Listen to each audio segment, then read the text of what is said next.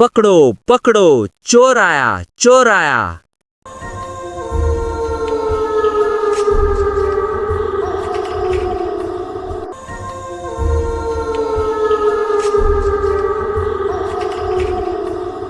A girl read softly by the light. Her cat sat close, eyes warm and bright. Each word she spoke was soft and true. The cat purred loud, she somehow knew.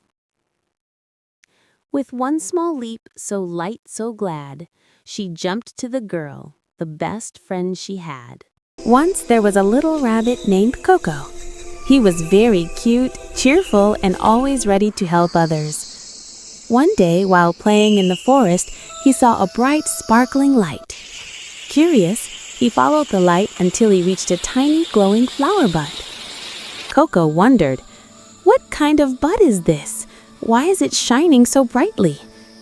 When he touched the flower, it made a soft ding sound, and a beautiful fairy-like glowing creature appeared in front of him. The fairy said, "Coco, This is the magical flower. Whoever finds it gets one wish, but the wish must be for the good of others."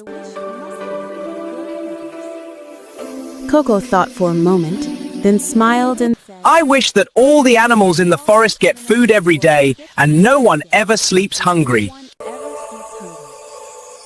The fairy happily raised her hands and colorful light spread all across the forest. The next morning when Coco woke up, he saw fruit-filled bushes, fresh vegetables, and sweet water in every corner of the forest. All the animals were laughing, playing, and thanking Coco for his kindness.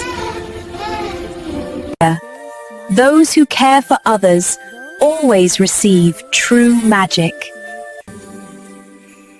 Coco felt joyful because he didn't think of just one animal, he wished for everyone's happiness.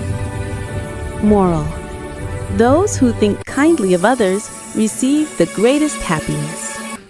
Listen, no more meow meow. I don't like it, okay?